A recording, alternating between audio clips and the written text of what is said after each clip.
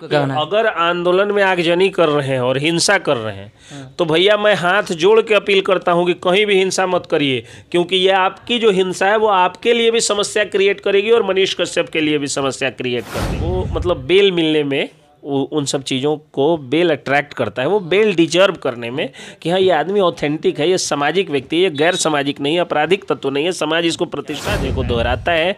और पत्रकार मनीष कश्यप जो है वो लुमराज बाबू से लेकर के और बत्तख मियाँ राजकुमार शुक्ला पीर मोहम्मद मुनीश की धरती से आते हैं, वो धरणीधर प्रसाद की धरती से आते हैं, वो रामनवमी प्रसाद की धरती से आते हैं, वो गोरख बाबू की धरती से आते हैं, वो बत्तख मियाँ के धरती से आते हैं। तो उन क्रांतिकारियों की भूमि है चंपारण और सब क्रांतिकारी को जेल जाना पड़ता है, तो जेल से नहीं डरना है, आपका शेर आएगा। और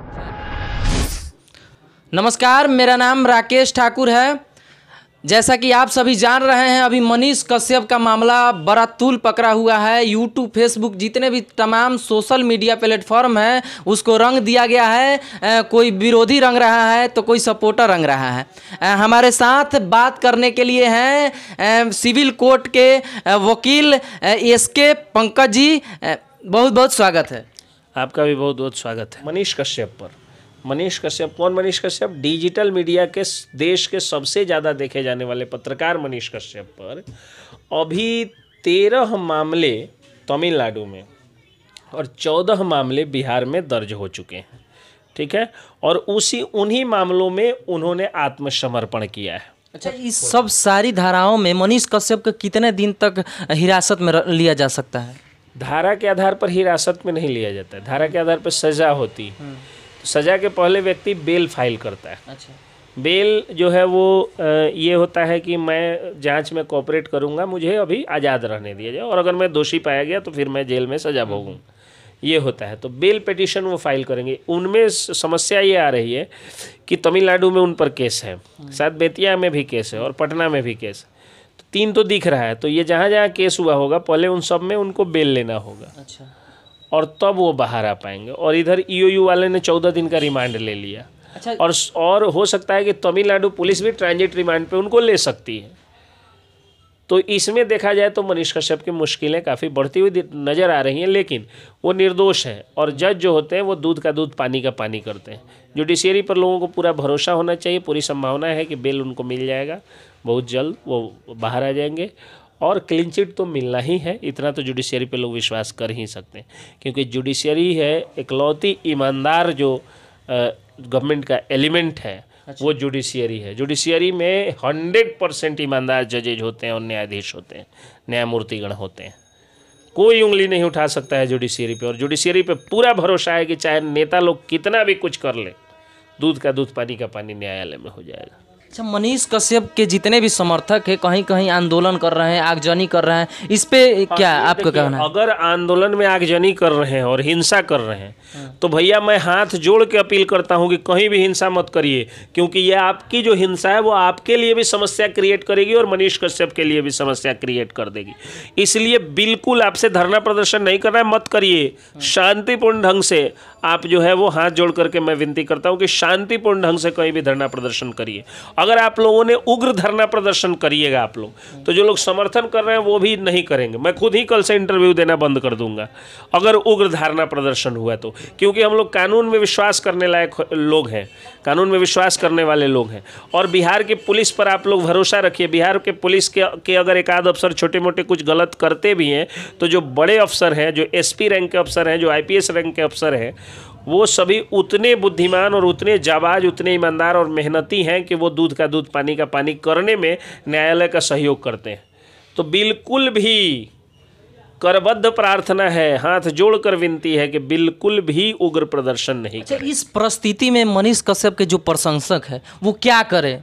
मनीष कश्यप के प्रशंसक जो है वो शांतिपूर्ण धरना प्रदर्शन करें, या कम से कम जो है वो फेसबुक, ट्विटर पर, इंस्टाग्राम पर जो है वो I support Manish Kashyap, release Manish Kashyap का जो है वो एक हैशटैग चलाए, एक मुहिम चलाए, एक इनिशिएटिव चलाए। अच्छा, तो अभी जेल में है मनीष कश्यप, इससे मनीष कश्यप को क्या बेनिफिट होने वाला है? मनीष कश्यप EOU के रिमांड में है।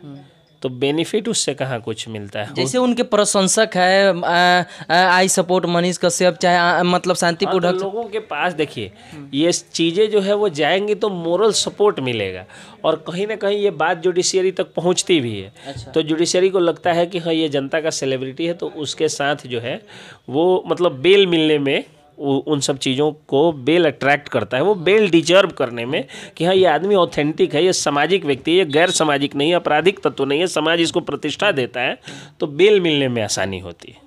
अच्छा, ये टीवी नेशनल वाले पत्रकार हैं, बहुत सारे पत्रकार पे मनीष कश्यप 2-4 रोज़ पहले 5 रोज़ पहले जो इंटरव्यू देते हैं, जो भी जितने भी टीवी नेशनल मीडिया के लोग हैं वो उनको यूट्यूबर नाम से संबोधित करने, ये कहाँ तक सही है?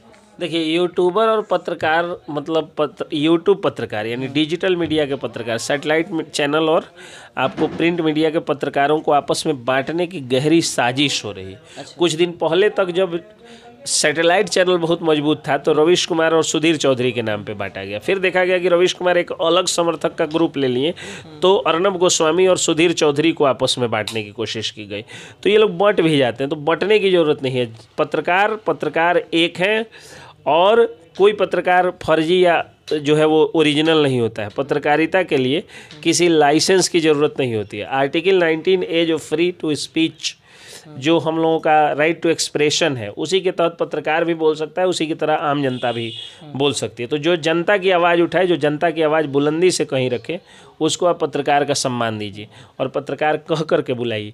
रह गई बात अगर कुछ लोग मनीष कश्यप को पत्रकार नहीं यूट्यूबर ही कहेंगे, तो आने वाला दिन ऐसा होगा ना कि लोग यूट्यूबर कह के ही सम्मान प्राप्त करेंगे कि मैं पत्रकार थोड़े हूँ, मैं यूट्यूबर हूँ, यानी मुझे ज़्यादा सम्मान दीजिए। ये चीज़। अच्छा, ये आपको लगता है कि मनीष कश्यप को सरकार के द्वारा फंसाया गया है झूठे, जैसा कि आप जान रहे हैं कि तमिलनाडु में तमाम जो नेतागण हैं वो लोग भी ट्वीट किए थे, वो लोग भी पोस्ट किए थे, लेकिन वो लोग पर कार्रवाई नहीं हुआ और मनीष कश्यप पर ही कार्रवाई हुआ, ऐसा क्यों? दो तरह का व्यवहार नहीं करना चाहिए था, मतलब सरकार को सब पर या तो केस करते हैं या फिर इन पर भी नहीं करते, तो दो तरह का व्यवहार नहीं करना चाहिए था। बाकी बहुत गलत हुआ है, नहीं होना चाहिए, लेकिन अभी गलत और सही कहने का वक्त नहीं है। अभी मैं यही कहूँगा कि जो भी हुआ है कोर्ट इसको देख रहा है, जुडिशियरी दूध का दूध पानी का पानी करेगी। आप लोगों को चाहिए कि आप लोग शांतिपूर्ण ढंग से ही धरना प्रदर्शन करें, उग्र नहीं हो, आगजनी करिएगा, तोड़फोड़ करिएगा तो फिर आप भी फंसिएगा और आपके जो चहेते पत्रकार हैं मनीष कश्यप वो भी फंसेंगे। कानून को हाथ में मत लीजिए, कानून वो पैजामा है जिसके भीतर जितना ज़्यादा आप रहते हैं उतना ही ज़्यादा आप शोभा देते हैं, और जैसे जैसे बाहर होते जाते हैं आप नंगा होते जा रहे हैं, नेकेड होते जाते हैं, लंगटुआ होते जाते हैं, तो वो नहीं बनना है आपको।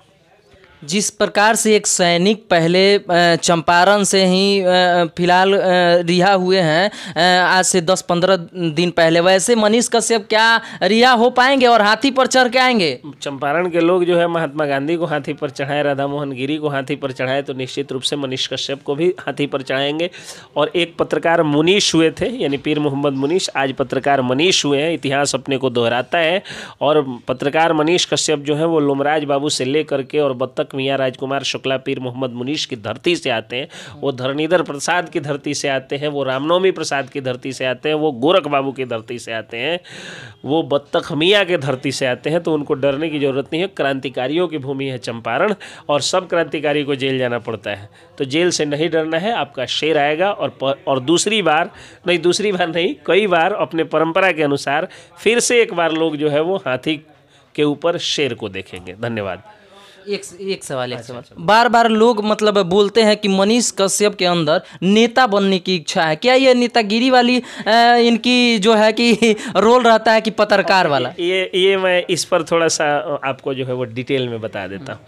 चलने वाला हूँ, देर हो रही है, लेकिन फिर भी आप सवाल ऐसा पूछ दिए कि इस पर चर्चा जरूरी है। देखिए, 2 सदन होते हैं संसद के, राज्यसभा और लोकसभा, और संसदीय व्यवस्था जो है वो ब्रिटेन से आई है।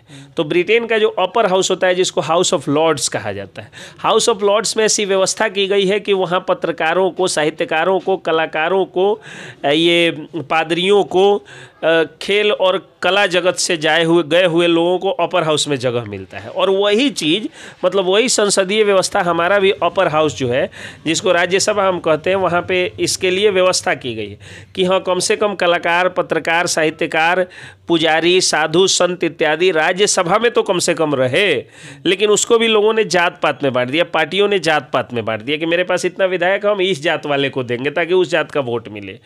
वहाँ पे होना चाहिए था बुद्धिजीवियों को, इंटेलेक्चुअल्स को, पत्रकारों को, साहित्यकारों को, कलाकारों को बाकायदे संविधान में वर्णित है ये कि उनको जाना चाहिए।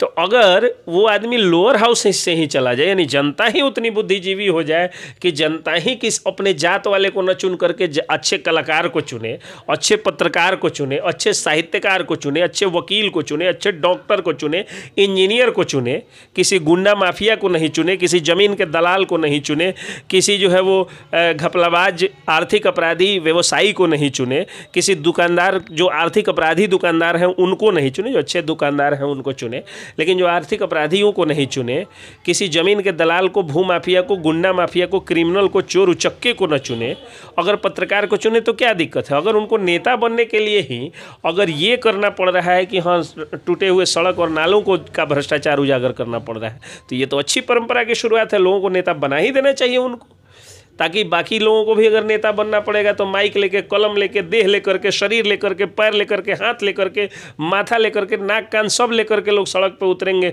और उतर करके मेहनत करेंगे और मेहनत करके नेता बनेंगे। क्या दिक्कत है इसमें? सही बात है। चलिए अब धन्यवाद। हमारे साथ से सिविल कोर्ट के वकील पंकज सिंह, बहुत बहुत धन्यवाद। जय हिंद, जय भारत।